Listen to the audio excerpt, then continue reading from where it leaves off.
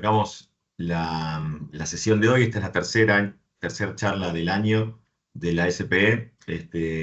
Agradecemos como siempre a nuestros socios y a los sponsors que nos facilitan la posibilidad de hacer charlas para mejorar un poco todo lo que es la difusión de distintas tecnologías y distintos puntos de interés para la carrera de cualquiera de nuestros socios, de ingenieros, geólogos, geocientistas, gente asociada a la industria del petróleo y del gas y a la energía en general. Bueno, y hoy como con esta charla, digamos, que algo que está tan incorporado, por lo menos intentamos incorporar día a día en nuestra vida de la inteligencia artificial y siempre estamos pensando, nos estamos quedando afuera, qué son las cosas que no estoy haciendo bien. Por eso quisimos traer este tema, que por lo visto es un tema muy interesante porque hubo una inscripción anormalmente alta y nos parecía muy buena idea arrancar esta sesión o hacer una mezcla de la sesión en donde tengamos una charla exclusivamente técnica, digamos, de oil and gas específica, que viene en la segunda mitad, pero arrancar con el tema que por lo menos me pasa a mí, no sé si le pasa a todos, que es esa sensación de que estoy totalmente sobrepasado con este tema y ni puedo empezar porque como pienso que no voy a llegar a abarcar nada, es como que es una barrera para empezar, aunque sea haciendo algo. ¿Sí? Algunos pocos como Mario y como Diego ya pasaron esa barrera, pero me parecía muy interesante para todo el resto de los mortales poder primero tener esta introducción que nos va a dar Mario. Yo voy a presentar a los oradores, primero le voy a presentar a Mario, después le voy a presentar a Diego.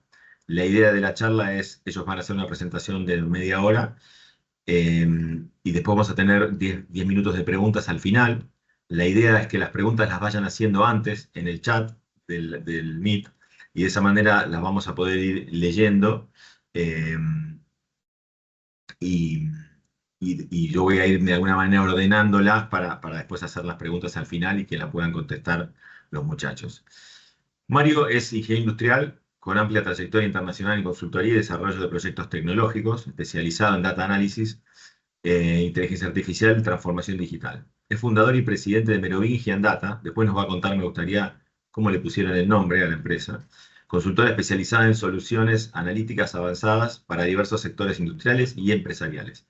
Experiencia significativa como conferencista internacional y profesor universitario, abordando la intersección entre tecnología, negocios y análisis de datos. Es ingeniero de la Universidad Nacional de Cuyo, en Mendoza, y bueno, y es fundador y CEO de Merovingian, eh, o presidente, depende cómo lo quieran llamar. Así que, Mario, te damos paso a vos para que puedas arrancar la charla. Yo me voy a mutear y Bueno, hola a todos, bienvenidos, gracias por la presentación. Ya más adelante Diego va a ir más algo más específico, más de su industria. Yo vengo de más cross respecto, pero vamos a hablar de un poco de lo que está pasando en el mundo y este punto de inflexión que estamos viviendo. Hablar para la industria del petróleo, ahí están, ¿me pueden decir si están viendo la pantalla, por favor? sí, se ve bien, Mario. Perfecto. Es como complejo, porque el mundo del petróleo son como muchas industrias juntas. Entonces, a veces ir a hablar de data a gente que tiene geofísicos que fueron de los primeros early adopters del tema de data mining y que manejan modelos de IA a la perfección, es un poco raro. Yo de por sí una de las primeras personas que conocí que sabía de temas de redes neuronales era un doctor argentino cuando yo vivía en Toulouse, año 2002, que YPF le estaba pagando para estudiar diseccionando cerebros de hormigas y analizar redes neuronales porque sabían que en un futuro eso iba a servir. Por lo tanto, es una industria que en algunas partes está avanzadísima. Por otro lado, también tenemos puntos intermedios que todo está medido, pero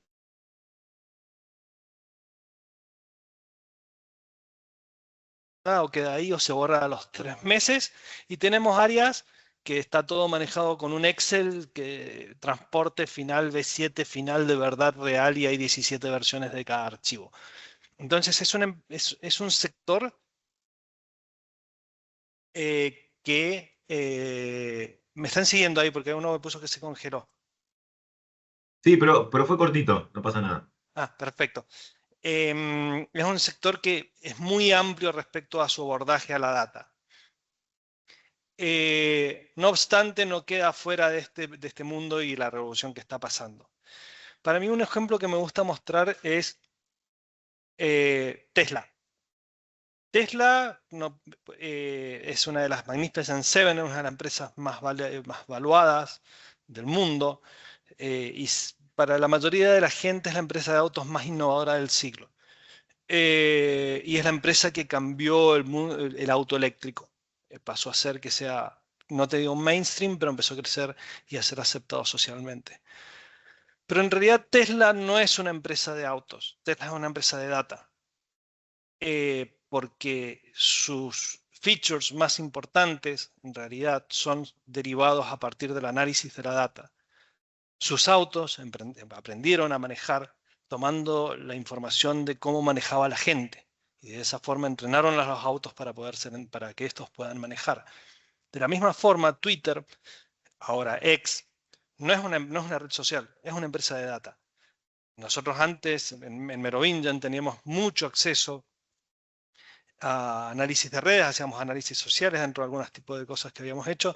Podíamos bajar de a millones de tweets por día y desde hace un tiempo ya no se puede acceder. ¿Por qué? Porque el valor de esa data para entrenar modelos es una ventaja competitiva. Por lo tanto, desde que Twitter pasó a ser X, dejó de ser una red social, es una empresa de data, ¿no? Entonces, muchas de estas empresas se están transformando. ¿Cuál es el foco? Es lo que se dice volverse data-centric. Todo gira alrededor de la importancia del dato como futuro de la empresa. Hay una frase que ustedes y yo la escuchamos muy seguido, el data is the new oil. Data is the new oil, que nos pega tanto a ustedes como a nosotros, que es una frase particularmente que yo odio. ¿Por qué? Porque son de naturalezas totalmente distintas. El petróleo es un recurso escaso, queda un montón, no vamos a entrar en lo que nos decían en los años 80 que se iba a acabar, queda un montonazo de petróleo, es totalmente útil, full pro petróleo, pero es un bien que tiene un valor claro, es escaso, es difícil requiere una inversión para su extracción, pero sobre todo se puede transformar relativamente fácil con un proceso en algo tangible que tiene valor, que es energía. Por lo tanto, es bien claro cuál es su finalidad. En cambio, la data es todo lo opuesto. Es excesiva, está por todos lados, eh, cada vez hay más en vez de cada vez hay menos, cada vez hay más data, de la cual gran cantidad de esa data es basura, y sacar valor de esa data, o sea, requiere de energía, cabeza y tiempo e inversión. Por lo tanto, son dos cosas como casi opuestas.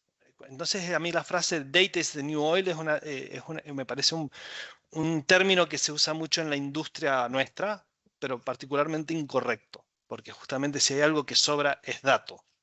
Lo que falta es información y son insights.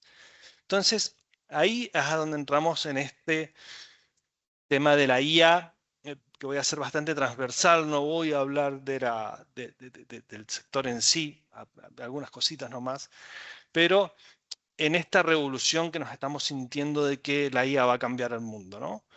Y todo esto, la IA, y los que sabemos un poco más, y muchos de ustedes por el mismo sector, saben que la IA existe desde años 70 y ya se empezaron a hacer algunas cosas en los años 80, en los 90 ya se empezó a escuchar algo, en el año 2000 con algoritmos muy específicos, pero la verdadera explosión de la IA y de este nerviosismo que hay en el sector se ve desde el advenimiento de las IAs generativas, ¿no? Gemini, ChatGPT, Perplexity, Midjourney, toda esta revolución increíble que está pasando desde hace unos 3 años, que ha cambiado la forma de ver el negocio y hoy todo es IA, IA, IA y el impacto que está teniendo alrededor del mundo es cross en todos los niveles de la sociedad, no solo en los negocios. Acá podemos ver que noticias, ¿no? Típico, ¿qué es lo que pasa hoy en día? Los tomadores de decisiones en petroleras, cerealeras, empresas de tecnología, empresas legacy, sobre todo le pasa mucho a gente de empresas legacy.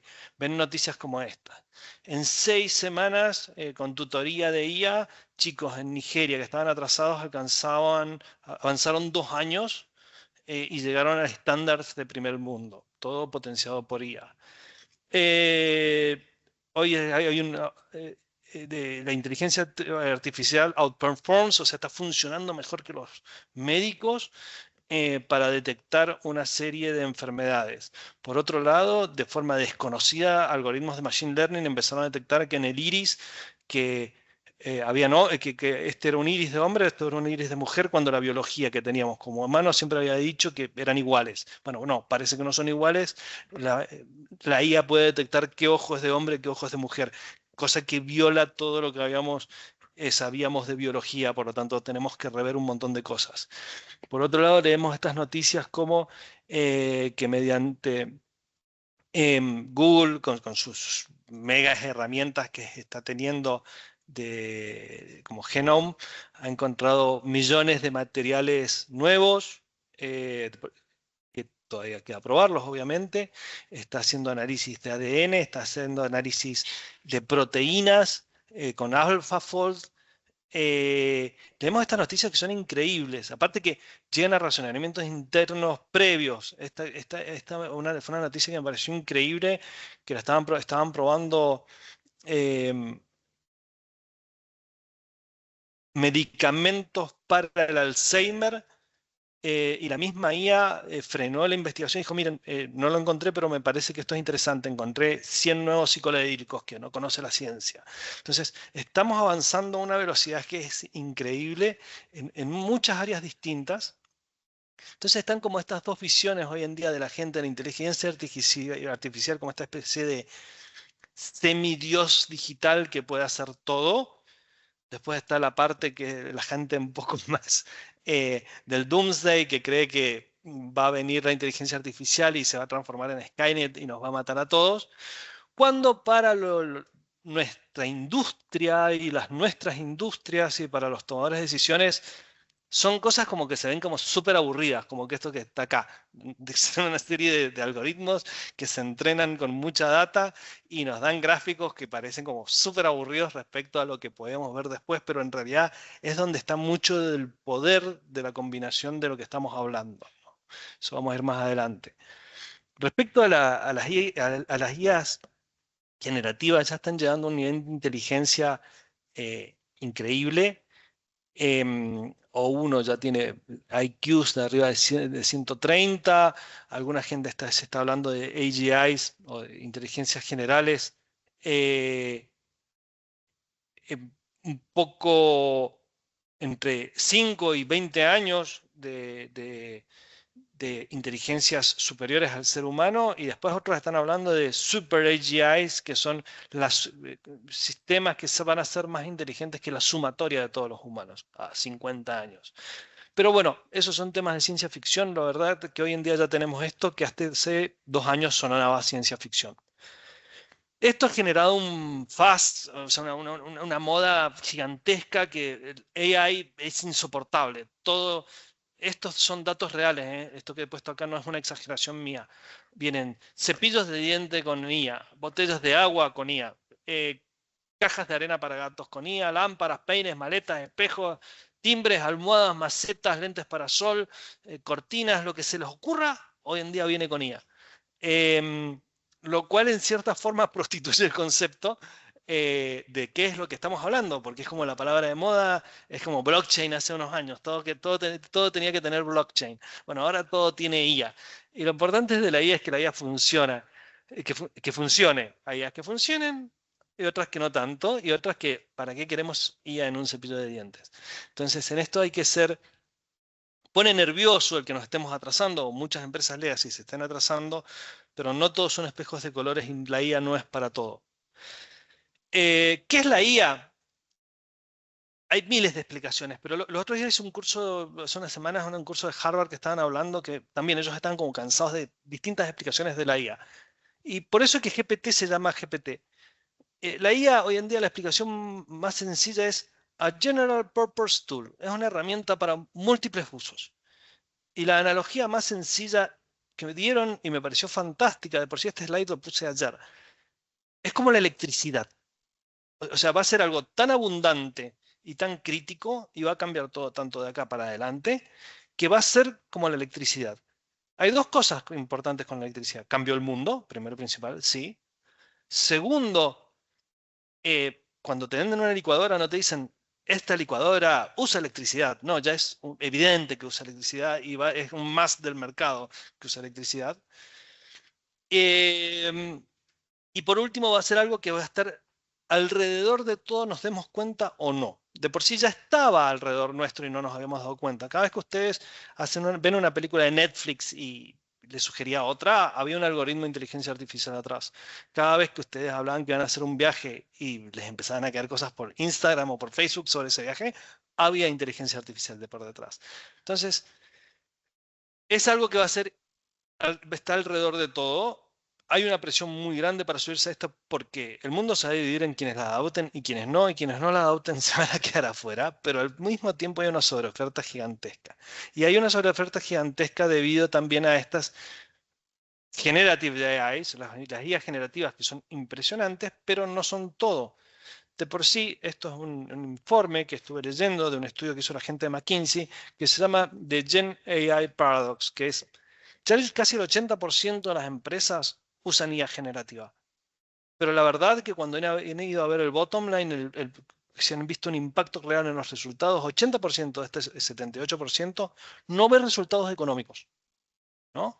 ¿Por qué? Porque la IA se ha usado en soluciones horizontales, con pilotos, chatbots, fácil de escalar, pero con un impacto difuso, que son útiles, en muchas ha sumado algo, pero no resuelven muchas veces barreras técnicas específicas que sabemos en dónde pueden alucinar o no pueden servir, ¿no? Porque ustedes, y como están hechas para complacer, ustedes le pueden tirar un montón de información de un pozo de petróleo y les va a dar un feedback que ustedes saben que es incorrecto. Entonces la gente para temas específicos no lo usa. Entonces el resultado, muchas pruebas, pocos cambios reales en productividad o ingresos, ¿no? Es buenísimo que las empresas cada vez usen más la IA. Obviamente el impacto no es lo mismo si uno es una empresa de diseño, que sí te va a impactar mucho, si uno es Molinos Río de la Plata. Va a cambiar un montón. Entonces, se dice, esto lo vamos a saltear, se usan en distintas áreas, las generativas, pero no son el todo. Lo segundo es la comoditización de la inteligencia. Los modelos han avanzado muchísimo, GPT, Claude, Gemini, Mistral, Llama, y tanto yo, como, o sea, puedo acceder hoy en día a algoritmos de un IQ de 130, pero también mi vecino y también mi competidor y también cualquiera. O sea, y si mañana llega a un IQ de 180, van a ser $10 más o $100 más. No hay una diferencia en estas IA generativas que nos den un salto competitivo respecto a la competencia, ¿no? Son muy accesibles, los costos por token son muy bajos, más después que salió DeepSeek.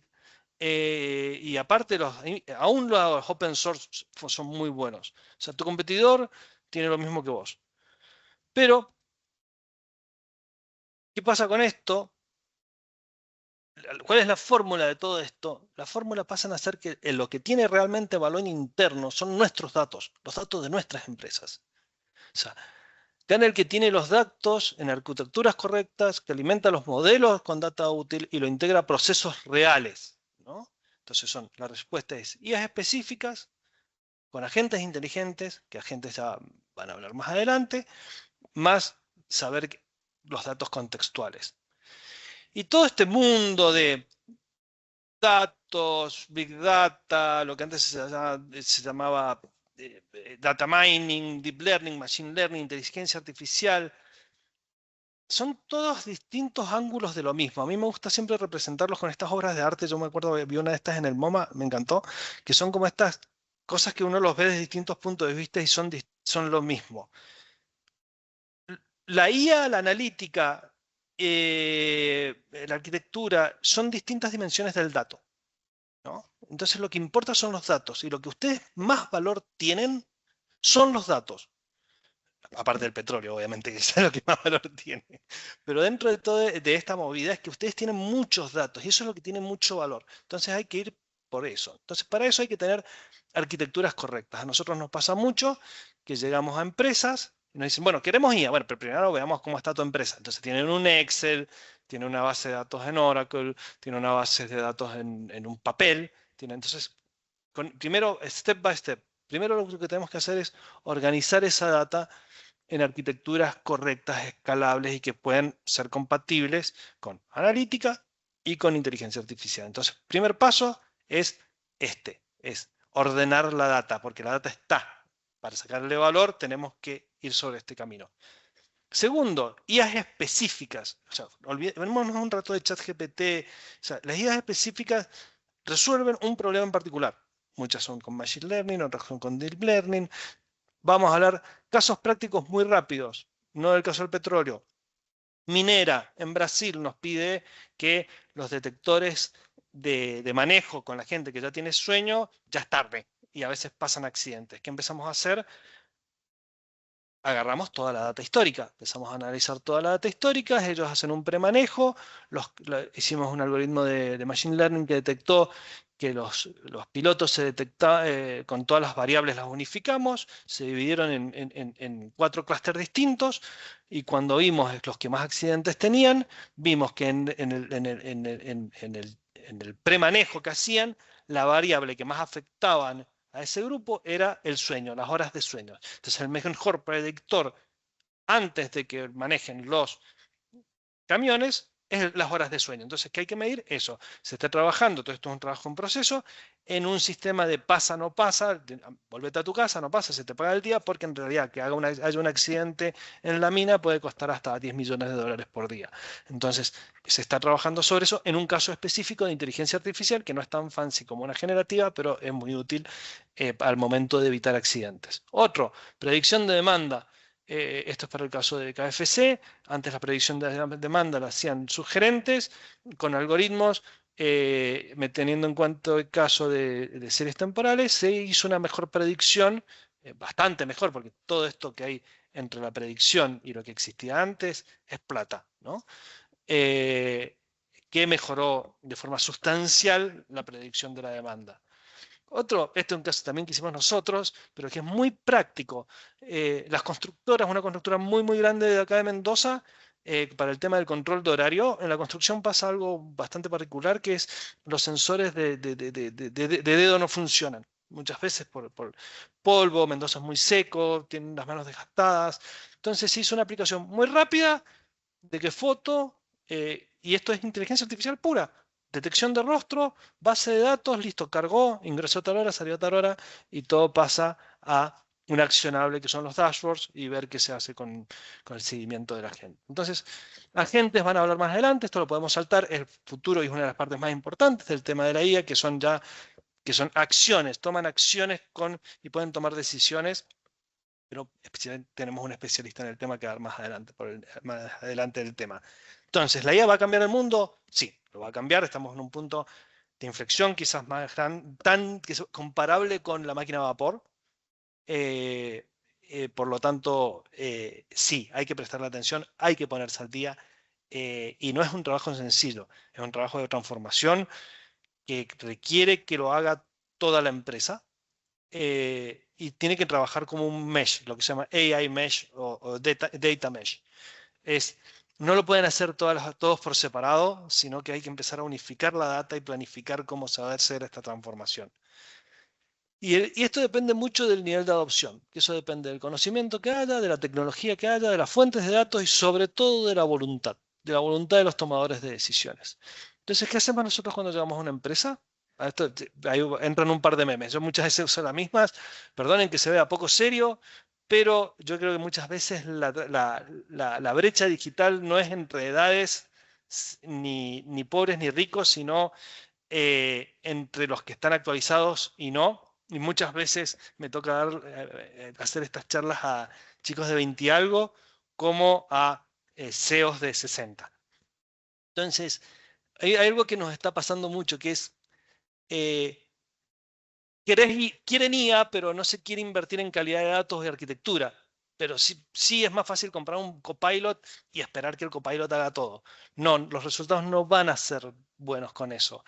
O respecto a tener una buena arquitectura e irse a una generativa sin contexto. Sí, nos va a dar resultados, pero no nos van a servir de por sí, esos resultados van a ser peligrosos. Lo que hay que hacer es una combinación de las distintas cosas y sobre todo con lo que ustedes más tienen, ustedes más saben, que son sus datos, ¿no? Uy, me fui al final. Entonces lo más importante es, ¿quién soy? ¿Dónde estoy? ¿Dónde estoy parado? Lo primero que hay que hacer si uno quiere saber y encaminarse en este camino es saber a dónde estoy parado, con lo bueno y con lo malo. Hacerse un assessment o hacer una autorreflexión. En eso es que también nosotros las ayudamos mucho a las empresas y es que nosotros hacemos lo que se llama, el primer paso es medir el nivel de madurez analítica que tiene una empresa. Entonces, es una matriz en la que vemos el nivel de la calidad de los datos, si son datos inconsistentes, difíciles de usar, a limpieza manual, a procesos básicos de la calidad de los datos, a datos que son confiables, a datos precisos, accesibles, que cumplen los estándares, ¿no? Igual con la gobernanza, igual con la arquitectura analítica, igual con el análisis y uso de los datos, y igual a la utilización de la inteligencia artificial y el machine learning. Con esto nos va a dar un panorama después de hacer un relevamiento. ¿Dónde está parada tu empresa? Si está en un nivel 2, si está en un nivel 3. Entonces, con eso, recién podemos saber cuál va a ser nuestro camino para acompañarlos a esta transformación digital, ¿no? Y hay una brecha digital gigantesca, pero no es como siempre se habla de la brecha digital que les encanta hablar a los políticos de ricos versus pobres. No, los pobres y los ricos hoy en día casi acceden a la misma inteligencia accesible desde un celular. La verdadera brecha hoy en día es entre las empresas legacy y las empresas tech. Y los que toman decisiones con data y los que toman decisiones instintivas. Y la diferencia está, y la diferencia es clara, y créanme, la data le gana a las instintivas. Otras veces sí, la data valida las instintivas, pero uno no puede darse el lujo de no tomar decisiones con data, ¿no? Y hay otro tema que es, las empresas legacy se pueden transformar en empresas tech. Entonces, y un caso es de su sector. Aker BP es una empresa, una petrolera de extracción, obviamente la mayoría de ustedes la deben conocer, que su mismo CEO dice que su objetivo es transformarse en una empresa de data que extrae petróleo. Y el objetivo es, a lo largo de la empresa, en cada uno de los sectores, ¿qué se puede mejorar con toma de decisiones basadas en data? ¿No? Y es una decisión tomada a nivel gross y total y medular de toda la empresa. Después busquen los videos, ellos están diciendo cómo están haciendo esto, de que absolutamente todas las áreas tienen que ser data driven. Por lo tanto, Aker BP es una empresa de data dedicada a la exploración de yacimientos y producción. O sea, todos tienen que ir hacia lo que Tesla es. Tesla no es una empresa de autos, vende autos, pero es una empresa de data. Eso es a lo que se están transformando las empresas que están encontrando la diferencia. Entonces, ¿la IA generativa funciona? Sí. Las inteligencias artificiales de machine learning específicas, sí. Pero todo tiene que estar coordinado y entrecruzado para que la suba de valor sea cada vez más sea incremental. Bueno, eso era lo que tenía para mostrarles. Espero que les haya gustado y les haya dado un pantallazo general de la situación de hoy en día, si estaban al tanto, y si no, es una buena charla. Bueno, muchas gracias, Mario. Sí, muy interesante. Obviamente no se puede cubrir todo en media hora, pero es como que vuelve a quedar esa sensación de que estás, ¿cómo se dice?, sobrepasado por todo lo que acabas de decir. El mensaje de la empresa de datos me parece que eso es bastante nuevo, digamos, yo no lo había pensado desde ese punto de vista, está muy bueno ese concepto. Con lo cual, en el fondo, todos se van a terminar transformando en eso y en la medida que eso sea algo común para todos, van a volver como a su actividad específica, digamos, porque eso en algún momento Sí, debería ser un given para todos. Lo importante es saber dónde uno está parado y saber que se puede, que uno siempre está a tiempo de ir sumando este concepto en distintas áreas de la empresa y que después, a medida que uno lo va tomando en todas las áreas de la empresa, los tomadores de decisiones van teniendo acceso a toda la información. La información en su industria está, pero está en silos. Lo que hay que vender es ir juntándola y usarla para toma de decisiones. Hay Sí, áreas de ustedes que están súper avanzados en el uso de la data, otros no tanto, pero aún así los que están súper avanzados muchas veces no está cruzado con las sí, datas de otros sectores. eso es Entonces, cierto. la clave está en la arquitectura, ¿no? En la arquitectura, empezar a unir estos silos de información Ok. para hacer data driven. Bueno, buenísimo, muchas gracias. Vamos a darle lugar a Diego Leguárdara, que está ahí entre bambalinas. Diego, ¿estás por ahí? Acá estoy, ¿me escuchan bien? Te escuchamos Hola bien Diego. y te vemos Hola, ¿qué tal? bien. ¿Cómo andan todos? Bueno, Bueno, gracias. voy a brevemente tratar de describir la experiencia de Diego. Necesitaría solo media hora para describirla, pero así que lo voy a hacer muy Mm, rápido. Diego es un profesional con perfil técnico y más de 22 años de experiencia en industria de petróleo y gas. Trabajó en Argentina, Chile, México, Colombia, en nuevos desarrollos, exploración, etcétera. 15 años estuvo en PAE. La mayoría lo conoce de esa época, pero después estuvo en 2018 ingresó a YPF y estuvo como gerente de desarrollo. Luego pasó por CGC en la unidad de negocios, fue vicepresidente, digamos, de la unidad de negocios, y finalmente como Chief Planning Officer. Diego, en los últimos años de su carrera, estuvo trabajando en estos temas de inteligencia artificial y cuando ahora está de alguna manera como cuenta propia, ¿sí? Fundó su agencia de inteligencia artificial, Realistic Oil and Gas, que se especializa en el diseño y desarrollo de este tipo de modelos, con un enfoque en el impacto real de los mismos que puede generar la toma de decisiones. Justamente lo que decía Mario hace un ratito, Mario mencionó justo esos tres pasos, ¿no? Como el agente, la data, el agente que te permite a interpretar todo eso y llevarlo a algo con impacto real y toma de decisiones. Diego, para esto se capacitó en Machine Learning, en cursos dictados por Stanford University, junto con Deep Learning ahí. Hay un montón de más cosas de Diego que no voy a seguir mencionando porque no terminamos más, eh, que hacen que uno piense Perfecto. que tiene días de 48 horas. Mm, Bueno, gracias, Fer. Bueno, ¿te puedes presentar, Diego? Dale, comparto, por favor, y me dicen. Eh. Mario, vos estás disponible si quisieras eh, hacer preguntas también en el chat o si quisieras interrumpir, si consideras que hay algo que pueda aportar mucho. Te Sí, dejo como perfecto. presente actor. Dale. Yo me voy a mutear nuevamente y lo voy a dejar a Diego Dale. arrancar. Les ¿Se cuento ve en modo que tenemos presentación, Fer? un público de más de 120 y está constante desde el principio, así que muy bueno. Qué bueno, qué bueno. ¿Se ve en modo presentación, Fer? Sí, se ve perfecto. Bueno, bueno. Bueno, gracias a todos por sumarse. Mario, muy interesante tu charla. Me encantó, tomé varias notas. Y yo lo que hoy les quería contar era un poco cómo aplicamos estas tecnologías en nuestra industria, en el upstream en particular, ¿no? Antes de eso y de meterme de lleno en el tema, quería diferenciar algunos conceptos dentro de todo lo que hoy se menciona como inteligencia artificial. Para mí hay dos mundos o dos ramas. La primera es la de Agentic AI, un poco Mario habló, los modelos de lenguaje profundo, de IA generativa, ChatGPT, Gemini o los que fueran, que los conocemos todos muy bien, que van más hacia el usuario final. Y la segunda rama que está englobada en este concepto es la de Machine Learning o Deep Learning, o algunos le llaman AI industrial, ¿no? Que tiene que ver con aplicar modelos que nos ayuden a tomar mejores decisiones en nuestro día a día, ¿no? En esta segunda rama es en la que me voy a focalizar en la charla, ¿no? Primero, definir qué son estos modelos de aprendizaje automático.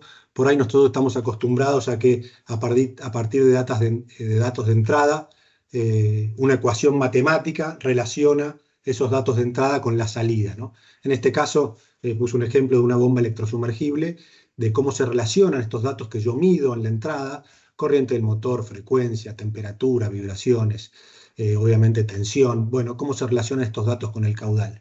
Pero a diferencia del enfoque tradicional, en donde yo le tengo que poner una ecuación matemática, En este caso, el modelo aprende solo los parámetros, los patrones y las relaciones en estas variables. En muchos casos son patrones ocultos, no lineales y complejos, que determinan cuánto caudal produce la bomba electrosumergible cada vez que estos patrones o estas variables o estas parámetros que mido se mueven de una o cierta manera, ¿no? Entonces la diferencia o el enfoque tiene que ver con eso, en que el modelo solo se da cuenta, sin que yo explícitamente le ponga una fórmula, estas relaciones entre el input, entre las features de entrada, como se suelen llamar, y el output o la predicción que yo quiero realizar, ¿no? Por eso es que se le dice IA, porque aprende solo la relación que hay entre los datos de entrada y la salida. No necesito que le ponga una ecuación como la que relaciona, no sé, la altura de elevación y el caudal en una bomba electrosumergible, ¿no? O relaciones de compresión o cosas por el estilo. Aprende solo y detecta solo y arma solo esas arquitecturas matemáticas que después me van a permitir hacer predicciones, ¿no? Entonces, como les decía, detecta patrones, detecta comportamientos ocultos, no solo a nivel variable individual, sino también en cómo se relacionan y cómo se mueven esas variables en el tiempo cada vez que un fenómeno que quiero anticipar ocurrió, ¿no? Claramente se adapta y mejora, con nuevos datos va corrigiendo su fórmula. Por ejemplo, no sé, una bomba, va perdiendo eficiencia, hay producción de arena, hay cavitación por gas. Todo eso lo va incorporando y va mejorando o va adaptando las fórmulas que creó en la medida que esos datos le dan más información, ¿no? Claramente también puede tomar decisiones y hacer recomendaciones, ¿no? A partir de lo que aprendió, no solo de las variables de entrada, sino de la historia de fallas, por ejemplo, de esa bomba en particular. Eso lo incorpora y podemos sacar recomendaciones. Esto es muy importante para mí. Generaliza el conocimiento, o sea, aprende de estos datos de entrada que yo le di, pero después generaliza ese conocimiento en datos nuevos que nunca vio, ¿no? En datos nuevos que recibe en tiempo real y que nunca vio.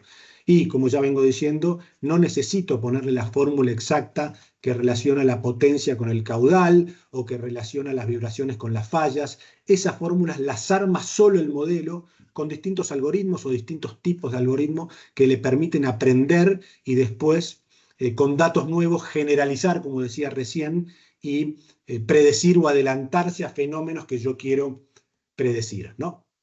Bueno, antes de hablar y de ir un poco a las aplicaciones concretas que tenemos en la industria, me interesaba compartir lo que es un flujo de trabajo para mí en estos modelos. En muchos casos nos piden ir directo acá, che, armame un modelo para predecir, pero este paso previo, algo Mario decía, es fundamental. Entender cómo tengo mis datos, identificar tendencias, outliers, qué features o variables de entrada voy a utilizar para predecir ese fenómeno que quiero predecir, cómo se comportan, qué tengo que limpiar, cómo lo tengo que ordenar, dónde están mis datos, tengo que incorporar alguna feature adicional. Todo esto que se llama data engineering o feature engineering es fundamental en esta etapa, que si la salteo probablemente mis modelos tengan predictibilidades o capacidad de generalización muy baja, ¿no? Una vez que pasé esta etapa, claramente sí, empezar a armar los modelos. Hay muchos tipos de modelos. Yo en general siempre trabajo con varios, no con uno, dependiendo qué tipo de datos, qué fenómeno quiero predecir o qué proceso quiero modelar. Hay distintos tipos de modelos que yo puedo usar. En general yo recomiendo probar varios y después compararlos, comparar cómo funciona mejor uno ante ciertas circunstancias, cómo predice mejor, qué características tiene cada modelo, y recién ahí quedarme, después de crear varios, comparar varios y testearlos en distintas configuraciones o condiciones, recién ahí quedarme con el modelo final. Otro paso que yo suelo también siempre trabajar, a mí me gusta trabajar con modelos híbridos, no ir directo del data-driven al despliegue, sino para mí el conocimiento técnico de los profesionales hoy es clave. No sé, hablando de ingeniería de producción o de ingeniería de mantenimiento, a estos modelos le tengo que poner una capa de ingeniería aplicada para quitarle de alguna manera grados de libertad y darle un marco en el cual estos modelos se tienen que mover. Las recomendaciones finales van a ser mucho mejores si yo le aplico ingeniería aplicada con conocimiento de las personas que operan esa instalación, esa planta o ese equipo de ingeniería de producción, terminan haciendo que los resultados finales también, desde mi punto de vista, agreguen mucho más valor real, que es lo que hablábamos al principio, ¿no? Mario decía que el 80 y pico %, no me acuerdo, decía que la inteligencia artificial no veía que aplicara valor real, ¿no? Este paso para mí es clave para Diego, que el valor sea... Sí, perdón. Perdón que te interrumpa. un par de usuarios que dicen que siguen viendo la página de Mario. Yo creo que es un tema de ellos, porque yo por lo menos estoy viendo la tuya. Pero quizá lo que podemos hacer muy rápidamente es Yo la dejé de descompartir. compartir, ¿eh? Claro, vos dejaste de compartir, Mario, con lo cual no puede ser que siga tu presentación. A ¿Vos, Fer, ver, estás viendo mi workflow? Un yo estoy viendo workflow de tu 20 workflow pasos. bien. Ok. Así que lo único que se me ocurre, Diego, es que descompartas y compartas de vuelta para esos 2 o 3 personas que parece que se les quedó colgado. Pero Probamos, ahí voy. es todo lo que se me ocurre que se puede hacer, y si no, muchos igual dicen que se ve bien. Así que hagamos eso y seguimos para adelante. Dale, ahí dejo de compartir. Ya dejé. Salgo del modo presentación. Vamos a compartir de vuelta. Teóricamente ahí estoy compartiendo de vuelta Sí, y ahí lo puse en modo presentación. yo veo bien, así que sigamos como estás. Gracias. Bueno, no, por favor, espero que los demás se les haya destrabado. A veces se congela en un slide anterior. Pero bueno. Bueno, decía que estaba tratando de recorrer los pasos de un proyecto que no son tan sencillos y no es ir directo a este único paso, sino el tema de ingeniería aplicada para un modelo híbrido para mí es fundamental. Después hay un paso de despliegue y monitoreo que tiene que ver con probar en un entorno controlado las predicciones que hace, corregirle, decirle, mirá, acá me predeciste, no sé si es así, perdón, una falla cuando en realidad no era correcto o cometiste tal error, y ahí ir retroalimentando el modelo, indicándole los errores que cometió para que pueda aprender y corregirlo. Y recién ahí, bueno, lo pongo en producción. Este front, esta plataforma es fundamental. Nosotros la generamos en general con conexión nativa con los datos de SCADA para que reciba datos en tiempo real, corra los modelos y genere diagnósticos, ¿no? Estos modelos se suelen correr con cierta frecuencia. Por ejemplo, en el caso de ingeniería de producción, nos están pidiendo un diagnóstico por día, ¿no? Entonces, una vez por día recibe todos los datos del controlador, del PAMPOF, genera diagnósticos, genera recomendaciones para que al día siguiente el ingeniero de producción pueda empezar con su revisión. Otros piden un diagnóstico por semana, pero bueno, esto varía en función de lo que cada cliente quiera, ¿no? Entonces, recibe los datos en tiempo real, no hay que exportar ni importar nada, está conectado de manera nativa con SCADA o con PyVision a través de los sistemas API, y a partir de ahí genera diagnósticos, genera recomendaciones, y si esta interfaz la conecto aguas abajo con sistemas de mantenimiento o enlazo con PLCs, puedo, como decía antes, generar órdenes de trabajo de manera automática o eventualmente actuar sobre válvulas, sobre controladores, sobre actuadores, ¿no? Dentro de los distintos procesos, y generar algo que opere de manera bastante autónoma, ¿no? Así que bueno, una vez concluido esto voy a ir a las aplicaciones concretas. ¿Avanzó de slide, Fer? ¿Por las dudas? Sí, perfecto. Bueno, genial.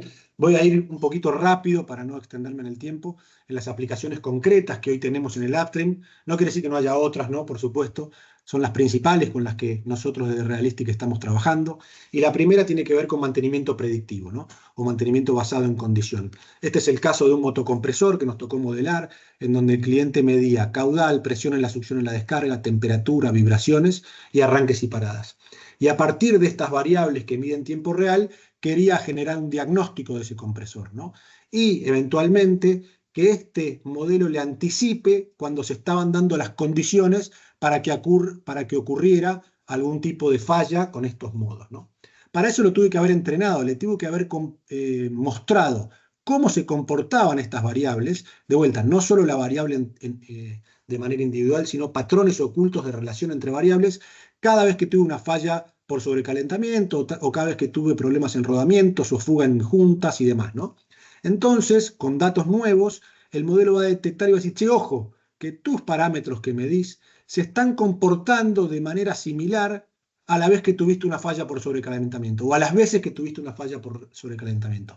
Yo te recomiendo o actuar directamente modificando alguna de las variables modificables o de las palancas o de los actuadores para evitar que eso ocurra, disminuyendo caudal o lo que fuera, o directamente generar una orden de trabajo para hacer un paro preventivo y revisar los rodamientos o lo que fuera y ya evitarme la falla no programada, ¿no? Lo cual tiene un costo enorme en downtime. En general no tengo los repuestos preparados o la cuadrilla está en otro lugar. Entonces, poder reemplazar una falla por un paro programado, una revisión preventiva de algún elemento que el sistema me alerta que está por fallar, suele tener mucho valor. A nosotros nos pasaba incluso en Cuenca Austral con CGC, que en una falla de un compresor a veces teníamos varios días que no podíamos acceder ni siquiera por el tema de del clima y de la nieve y de los caminos que se anegaban, ¿no? Entonces poder adelantarme, actuar y evitar ese paro, o eventualmente programar un paro de día cuando sé que puedo acceder y que tengo la máquina vial disponible para permitirme el acceso, suele agregar mucho valor. La segunda aplicación con la que trabajamos mucho tiene que ver con perforación y terminación. Sabemos en Vaca Muerta lo que implica el tiempo que pasa desde que yo perforo hasta que yo conecto un pozo y el valor que tiene eso en la rentabilidad del activo. Nosotros entrenamos modelos con los datos que tomo durante la perforación, datos que en general vienen del Payson en tiempo real, y lo que voy a tratar de hacer es evitar o adelantarme a fenómenos como pega de cañería, pérdidas de circulación o cosas por el estilo. Al igual que el caso anterior, el modelo aprende cómo se comportaron estas variables, no sé, densidad de lodo, régimen en bombas, peso en el aparejo, si tengo logging while drilling, cómo venían evolucionando los perfiles, cada vez que tuve un fenómeno o un NPT, perdón, que quiero evitar. Entonces muchas veces me alerta, me anticipa y me da 40 minutos, media hora, para tomar una acción y evitar, por ejemplo, esa pega de cañería que sabemos lo que implica después resolverlo. Muchas veces hay que hacer un sidetrack, depende cómo esté la condición de pozo, ¿no? Pero si yo pudiera evitar eso y darme cuenta de manera anticipada, antes de que lo pueda hacer el ojo humano en una sala de control, porque el ojo humano me tocó muchas veces estar en salas de control o trabajar en salas de control, en donde uno mira alarmas porque una variable individual superó cierto umbral, ¿no? Entonces prende una luz roja, no sé, nivel en un separador, alarma por bajo nivel, o alarma por bajo nivel. Ok, pero esto no es poner umbrales en variables, sino detectar patrones de relacionamiento entre estas variables que en el pasado generaron un evento que yo hoy quiero evitar. Entonces después me permiten adelantarme y evitarlo. Lo mismo, esto usamos algunos algoritmos distintos de computer vision que entrenamos con cartas de fractura etiquetadas, ¿no? Etiquetadas me refiero en que le pusimos una etiqueta, un diagnóstico a cartas de fractura históricas y sobre todo le marcamos las cartas de fractura en donde tuve problemas de screen out.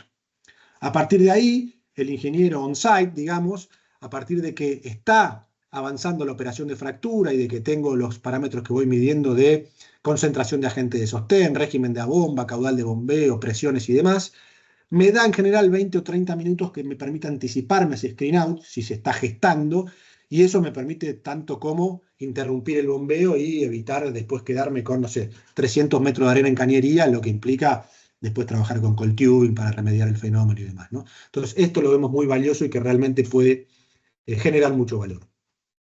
Otra de las aplicaciones que vemos en Flow Assurance, me tocó en CGC aplicarlo para predecir formación de hidratos. En este ejemplo que traté de poner en un videito es un algoritmo particular no supervisado que se llama detección de anomalías.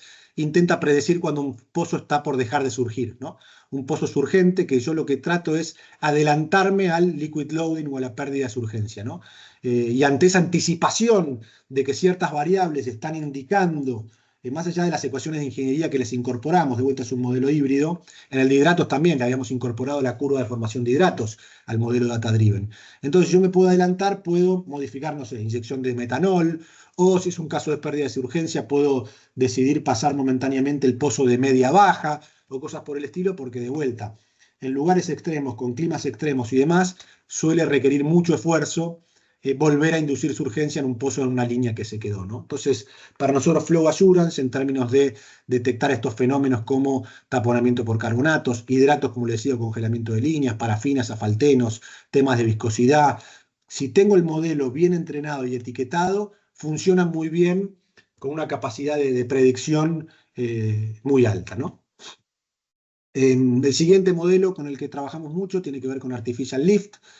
También, al igual que lo que mostré para los compresores, este es el caso de una bomba electrosumergible, en donde yo mido estas variables de entrada, algunas en superficie, otras en fondo, y yo le voy a diagnosticar un estado de operación en donde le voy a decir si la operación es normal o de vuelta, por cómo se están comportando estas variables, no una en particular, ¿no?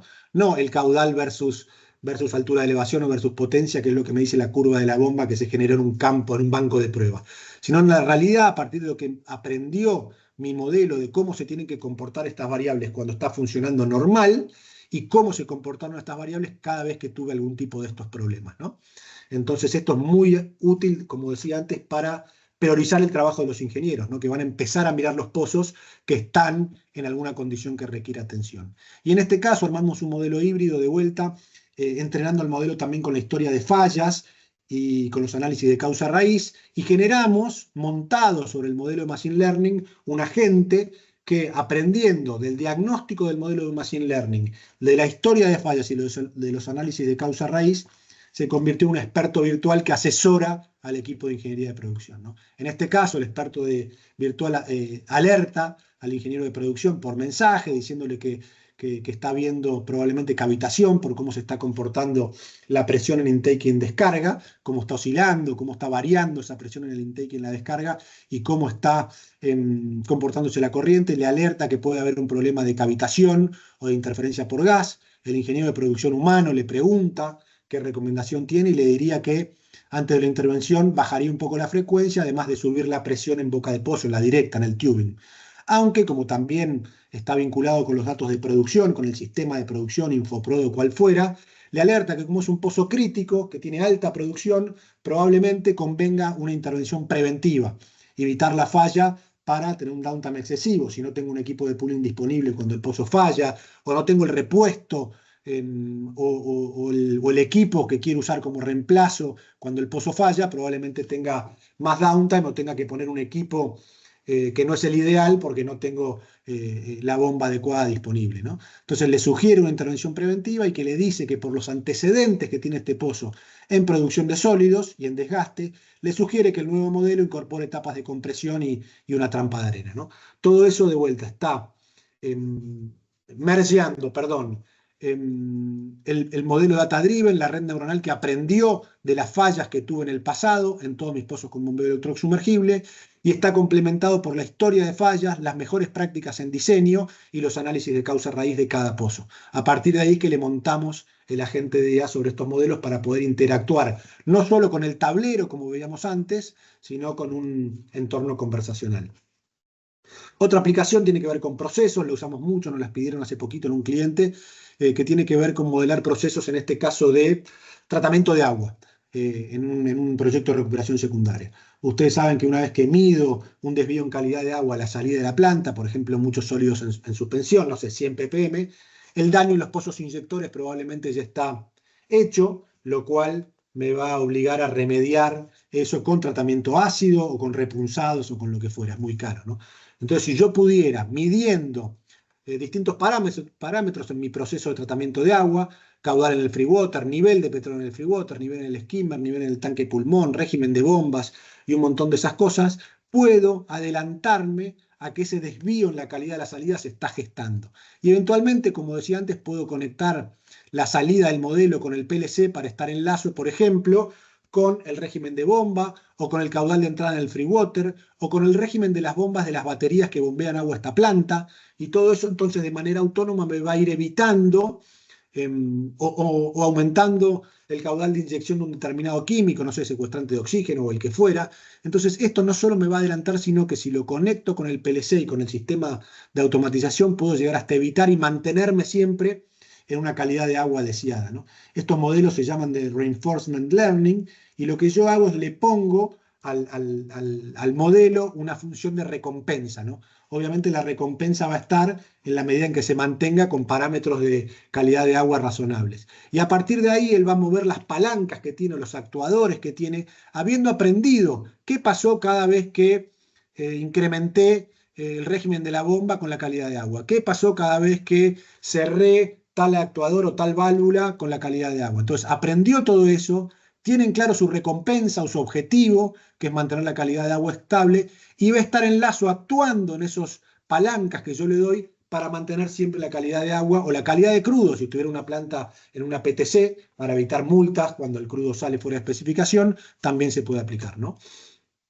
Ya ahora paso, ya más cerca del final, a aplicaciones más de ingeniería de reservorios. En este caso también es un ejemplo real, obviamente saqué el nombre de los pozos, pero es en Brasil, para mapear conectividades entre inyectores y productores, pero mapear conectividades a nivel petróleo, no a nivel producción bruta, como por ejemplo hacemos a veces con los algoritmos tipo CRM.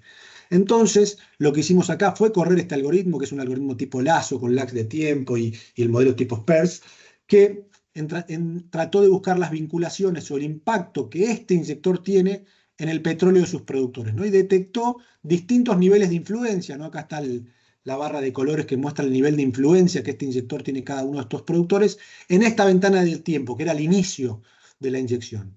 Y esto es el mismo modelo corrido en la actualidad, en donde este inyector solamente está impactando el petróleo de estos dos productores.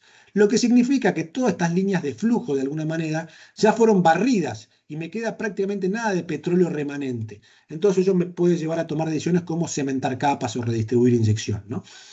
Como les digo acá, ver cómo evoluciona la conectividad de vuelta a nivel de petróleo, comparando curvas de inyección y curvas de producción de petróleo, cómo evoluciona esa conectividad a lo largo del tiempo, detectar zonas ya barridas o influencias emergentes, nuevas que antes no estaban y ahora sí, porque las líneas de flujo claramente se van acomodando. Si yo este inyector venía inyectando y por alguna razón se cerró, claramente líneas de flujo que este inyector cubría hacia aquel lado van a empezar a correr desde este otro inyector. Entonces, puede ir detectando nuevas influencias y en base a eso actuar, ¿no? Redistribuir inyección para mejorar el barrido, ¿no? Entonces, la idea de este enfoque es tener un diagnóstico que yo voy corriendo cada cierta cantidad de tiempo, en ventanas de tiempo, una vez por año, por ejemplo, y actuando en consecuencia para ser lo más eficiente posible, ¿no? No producir agua de más, dejar de inyectar zonas barridas y redireccionar el agua hacia zonas que por ahora tuvieron baja eficiencia y todavía les queda mucho petróleo remanente en fondo. Otra aplicación, y lo último antes del cierre, también tiene que ver con ingeniería de reservorios, donde aplicamos algoritmos tipo clustering, en donde con datos de perfiles y de producción me genera clusters, ¿no? Grupos. Acá puse un grupo 3D con 3 variables que pueden ser, no sé, porosidad, permeabilidad y espesor, pero claramente yo puedo tener 15 variables de entrada que tenga que ver con densidad, ensayos de pistoneo si los tuviera, y un montón de parámetros, y en ese espacio multidimensional, no sé si dice así, de 10, 12 variables de entrada, puedo generar clústeres. Y lo que me permite eso después es etiquetar los clústeres. Con análisis de ingeniería de reservorios, decir, mira, todas estas zonas que caen en este clúster, la realidad es que la mayoría necesitaron fractura para producir. Y tengo todavía 3 zonas que no fueron fracturadas. Eso me permite un plan de reparaciones para fracturar esas 3 y obtener mejores resultados. Lo mismo con alta producción de agua. En este clúster probablemente me cayeron todos pozos, o zonas, perdón, o reservorios en un pozo que tuvieron alta producción de agua, que ya no lo están más en producción, pero me quedan 5, 6, 7 pozos reservorio, pozo capa, que todavía están en producción. Yo en ese caso saldría a hacer una campaña de water shutoff, ¿no? Entonces, para eso estos algoritmos de clustering y de detección de anomalías sirven mucho. Bueno, para el cierre, algo un poco de lo que decía Mario, ¿no? Yo hoy tengo muchísimos datos, en general en nuestra industria tengo muchísimos datos, la diferencia en tan cómo los uso, cómo los aprovecho. Obviamente puedo aprovecharlos revisando pozos, revisando datos, pero la realidad es que muchos de estos algoritmos tienen la capacidad de analizar mucho más datos en menos tiempo y aprender mucho más acabadamente de los parámetros o de las cosas que ocurrieron en el pasado, ¿no? Termina mapeando muy bien todo lo que me ocurrió en el pasado, aprende de eso y me permite predecir cosas que a futuro seguramente pasen a partir de los nuevos datos que estoy midiendo, ¿no? Entonces, de vuelta, siempre el objetivo es maximizar producción, reducir costos, evitar eventos no deseados, siempre en un contexto como el que estamos hoy, ¿no? Precios bajos, de repente una guerra y suben, de repente vuelven a bajar. Entonces, extender vida útil, detectar desviaciones antes de que ocurran, tener menos paros, tener mayor calidad y estabilidad en nuestros procesos, mejorar el aprovechamiento de nuestros recursos, mejorar el barrido, los factores de recobro.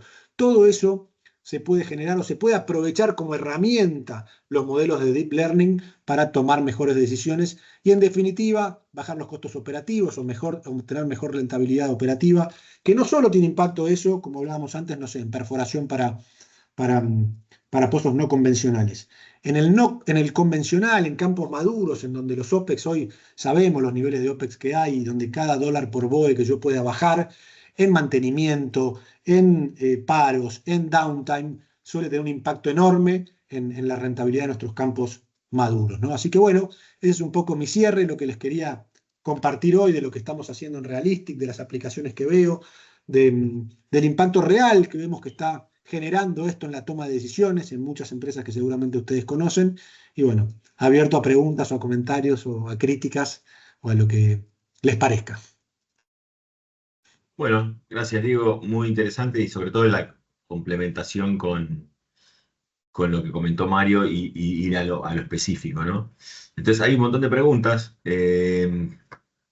Algunas me las hacían por privado, yo las fui plasmando ahí en el chat y otras las pusieron en directo. Vamos a leer la pregunta de Iván, que dice si han trabajado para automatizar creación de curvas de declinación, incluida la selección automática de periodos. Sí, sí, tenemos un modelo, de hecho, que genera curvas de declinación, pero a diferencia de ARPS o de los modelos tradicionales, no toma solamente en cuenta el pasado de la variable que estoy declinando. Por ejemplo, no sé, el modelo tradicional, yo agarro una curva de petróleo y la intento declinar con distintos métodos, ¿no? Esto lo que permite es incorporar otras variables de entrada, por ejemplo, el GOR, por ejemplo, el grado de depletación, por ejemplo, el punto de burbuja. Entonces aprende de eso y adapta la declinación en función de esos otros parámetros que condicionan, obviamente, cómo declina un pozo. Si yo estoy todavía antes del punto de burbuja con un GOR igual al RS, la declinación va a ser 1. Ahora, si ya superé largamente el punto de burbuja y la curva de GOR ya subió y bajó, obviamente la declinación va a ser otra, ¿no?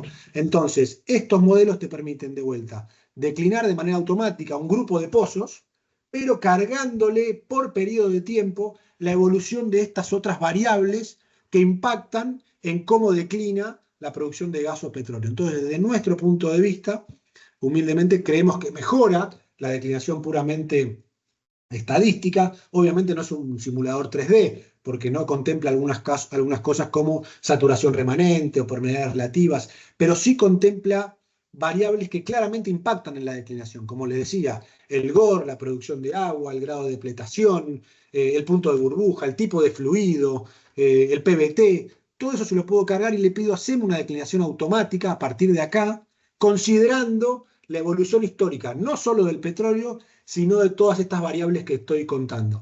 Y en nuestra experiencia funciona muy bien porque declina grupos de pozos que comparten esas otras características y mejora mucho, desde nuestro punto de vista, la declinación puramente estadística. Así que la respuesta es sí, y creo yo que agrega mucho valor y sobre todo para hacer declinaciones para reservas o para ese tipo para certificación de reservas o para ese tipo de objetivos. Ajá. Una otra pregunta dice,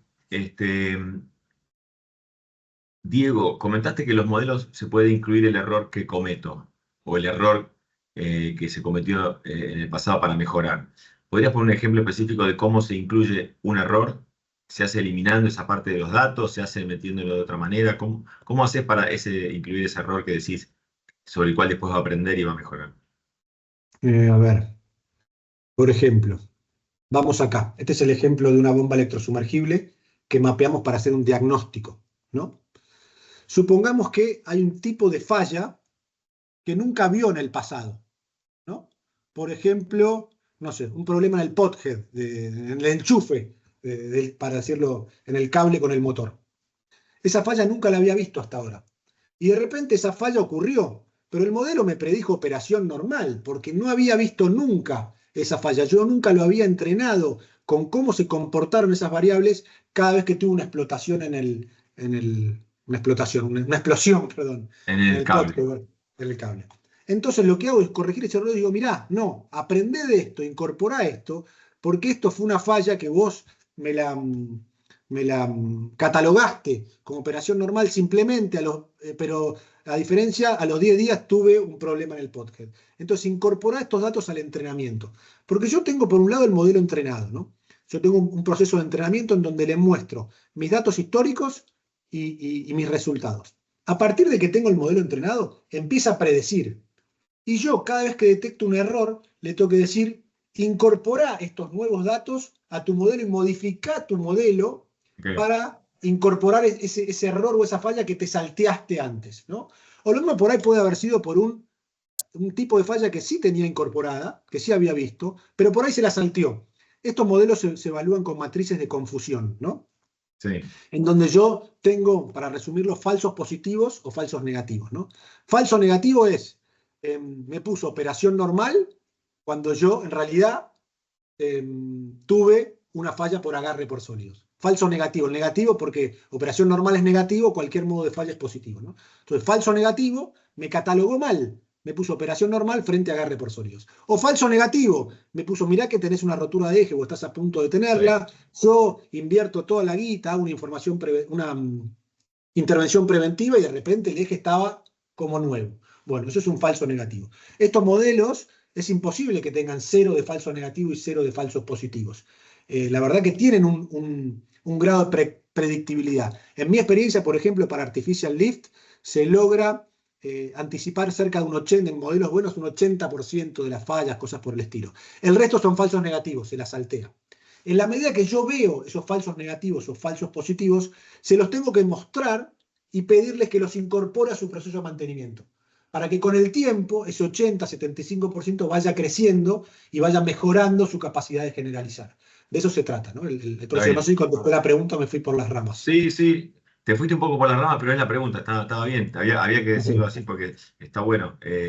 Otra pregunta que era obvio que iba a aparecer esta es para los dos. ¿Ven en un futuro un reemplazo personal, profesional por agentes de IA, particularmente tener agentes que sean como ingenieros de reservorio, producción, proyectos, que hagan las interacciones necesarias como para solicitar incluso un PBT, solicitar alguna intervención, es decir, que tome decisiones de forma directa? ¿Y en cuántos años lo ven, si es un sí?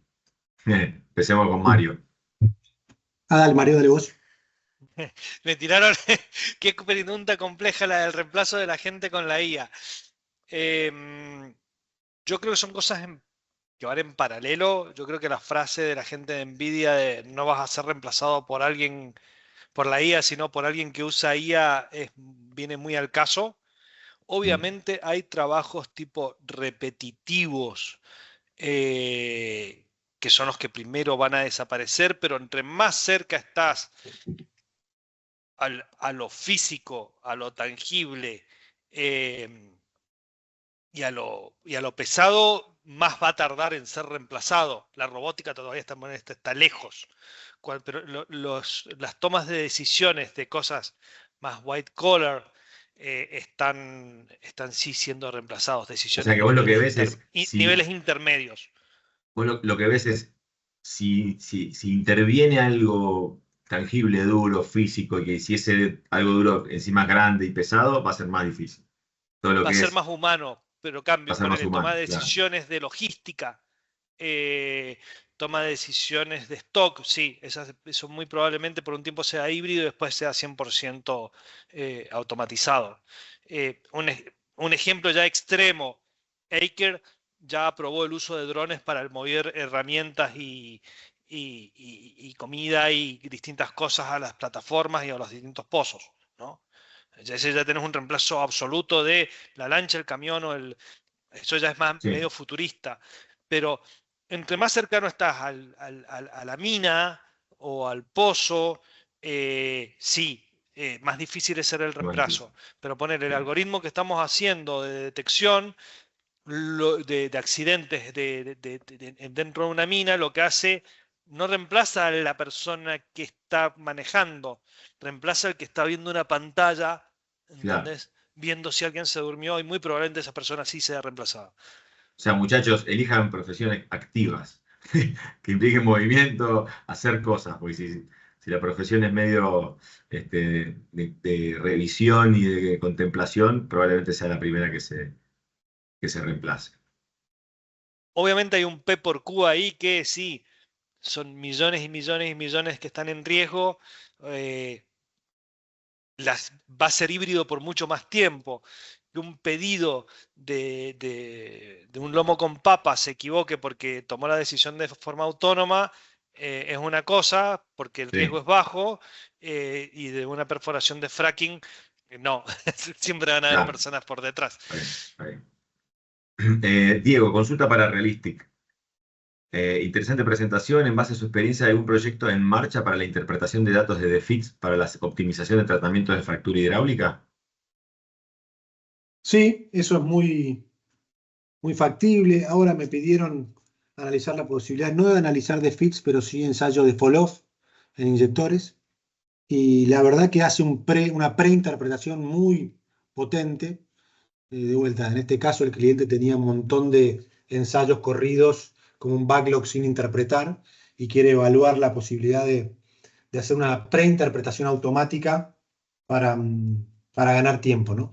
Y la realidad es que funciona muy bien. Obviamente uno le tiene que mostrar primero muchos defeats o muchos fall-off interpretados, ¿no? Para que aprenda cómo se interpretan.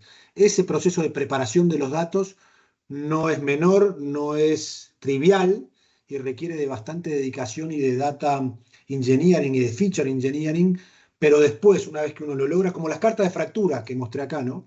Acá requirió muchísimo tiempo y más de 1000 cartas de fractura de entrenamiento cuando se hizo esto en YPF.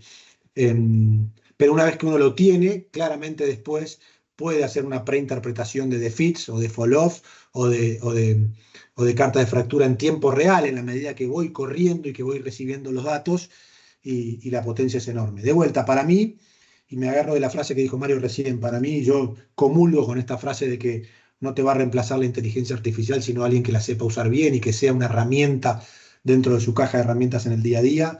Yo, por ahora, soy un talibán de los modelos híbridos, por así decirlo. No me convencen los modelos 100% data-driven, ¿no?